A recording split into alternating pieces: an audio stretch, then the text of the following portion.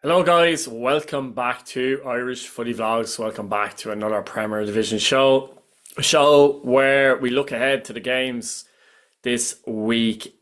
And this video is going to be out before any of the European ties. So best of luck to Shelburne, Shamrock Rovers and St. Patrick's Athletic in their European ties. But yeah, it leads us on to the games anyway. And first up, we've two games on Friday night where Derry City host Cork City. And after the disappointment of losing in Tal Stadium with Shamrock Rovers, Derry City will feel this is a game they probably should be winning, to be honest with you, to keep up their European push in reality. They've brought in a lot of new players. They've jigged the defence, chopped and changed an awful lot, probably too much in my personal opinion, especially at this stage of the season, to put in two or three new players at times in one line, if you like. It's not easy, even if the players are good.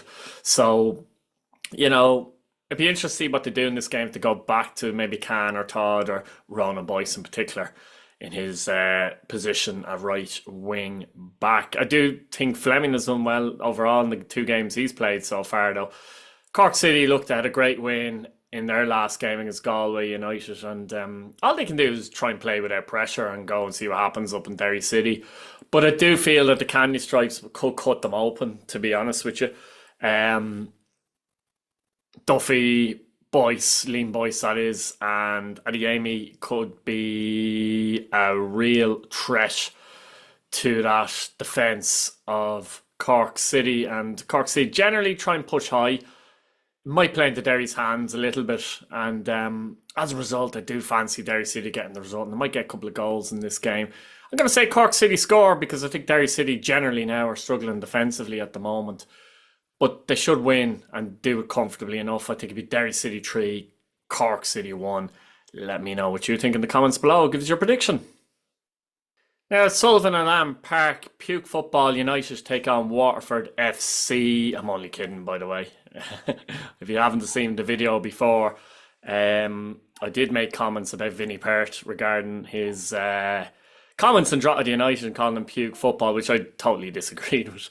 But yeah, again, an interesting game, and Waterford FC will be disappointed with their 2-0 defeat at home to St. Patrick's Lake last time out. Drogheda United will be delighted with their win at Dailyman Park last time out, and Waterford are a team that concede an awful lot, but they score quite a few as well, and especially lately they score goals. Now, a lot of people say Paul Jammon scores the goals. He has scored 12 of their 32 goals this season, to be fair to him. But they do play open football, and I think even more so nearly under John Coleman since he's came in. But at the back, they give up a lot of chances. Obviously, concede goals, but they give up a lot of chances. Drogheda United will fancy hitting them on the counter-attack and putting them under pressure. I'm interested to see if Josh Thomas starts this game. He came on as a sub the last day. Looked sharp for, 15, 20 minutes I think he was on for. Be interested to see if he starts. He gives them a lot of pace and attack, I think. And he could be key in this game. The likes of Darren Markey as well, in terms of attacking threats. Will Alua play? I have a feeling Alua will play as well. Kareem maybe the one to drop to the bench, potentially. Waterford will pretty much go like they have done, really. They'll go with Lonergan and Ammond up front in this game. Don't think Lonergan had a great game last time out against Pats, to be honest with you. Although a lot of Waterford fans would argue that a number of the players didn't have a great game. Rossiter and McDonald in midfield, I think overall lack legs, to be honest with you. Olawinki could come in there, but he didn't look fit at all when he came on against Pats for the 15 minutes or so spell he was on for. He didn't look fit at all. So will he start? I'm not really sure. We'll see. But I fancy goals in this game actually, and do think the Blues might get something out of it. I'm going to go for Drogheda United 2, Waterford FC 2. Let me know what you think in the comments. Give us your prediction. Now, on Saturday, we have a huge game. Dublin Derby. Shelbourne FC take on Bohemian FC. And why is this a huge game? It's a huge game because suddenly there's only 4 points between both sides in the league table. Shelbourne, obviously, in 5th in the league. Bow 2nd in the league. And this is a massive match in the European race. Now, Shelbourne will be coming back from a trip in Croatia. But to be fair, Shelburne and St. Patrick's Athletic won last week, having had games in Europe and both had trips. And in fairness, Shelburne, the tie against Carbag was over of the first leg. The rest a lot of players.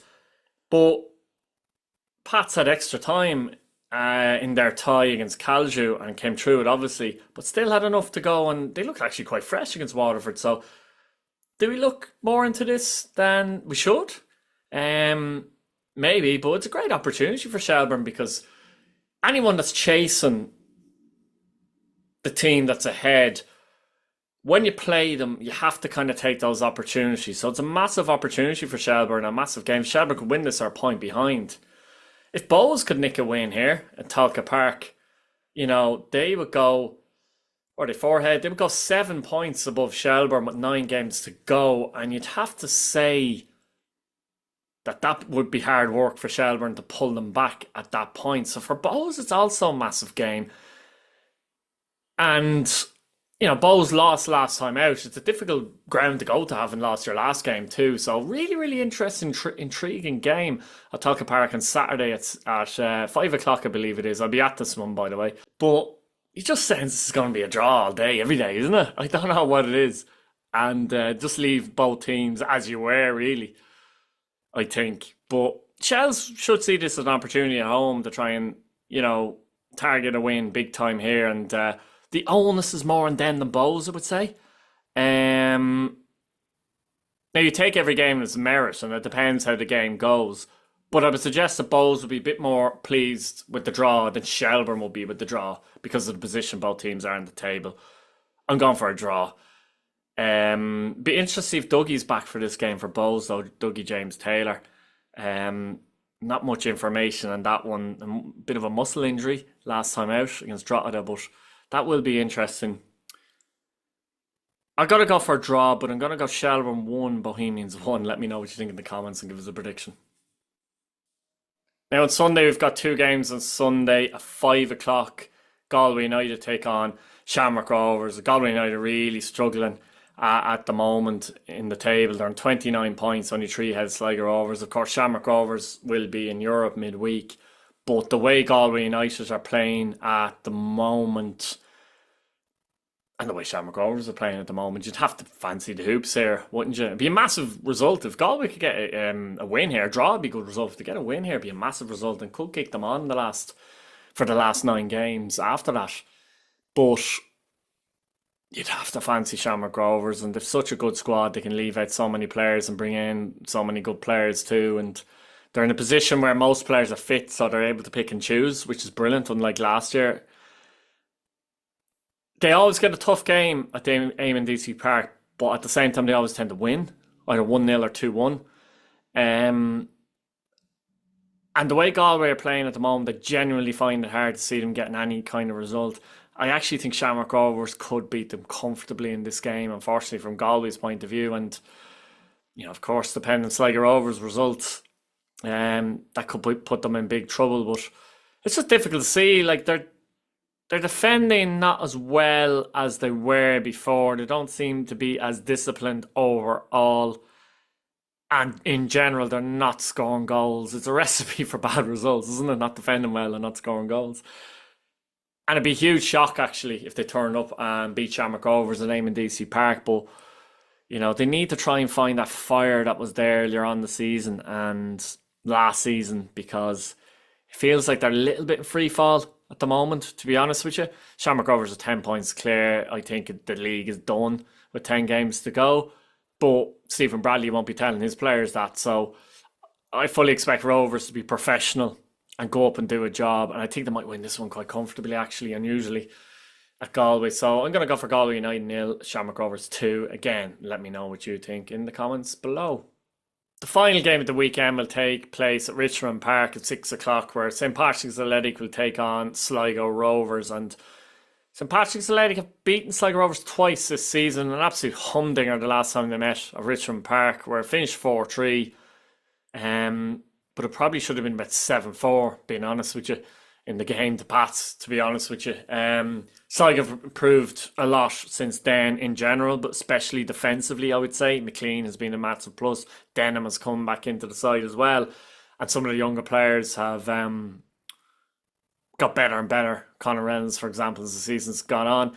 Pats overall have got worse since then. That said, they put in a really good performance in Waterford, and they'll see this as the stage of the season where they generally kick into gear. Pats, I know they can leave it late, but that's what they'll be thinking of. Again, they'll be in Europe, obviously. That's why this game is Sunday. But it's a not funny one, but there's 9 points between the teams, and Sligo Rovers will definitely feel that they can get something, if not 3 points out of this game. They attack so well, and if there is any sign of fatigue from Pats playing Besiktas, because Pats are going to have to work very hard in that game, I tell you. That sort of way. But they look to take advantage. And if Sligo come in bright and fresh, they're well capable of taking advantage. The likes of Eldin, Hikiki, McManus, these players, very good players. So Will Fitzgerald going forward, etc. And they have to be able to put in a performance, go to Richmond Park and take the game to Pats, to be honest. Pats will hope that, as I said, they can continue from that performance of Waterford next week in terms of the league side of things. And the other way, if Pats should be looking at this as well and going, if we can win this game, Shelburne and Bowles do play each other, so something has to give there. Could you just imagine, just hypothetically, Bowles and Shells do finish in a draw? Bowles are on 43 and Shelburne are on 39.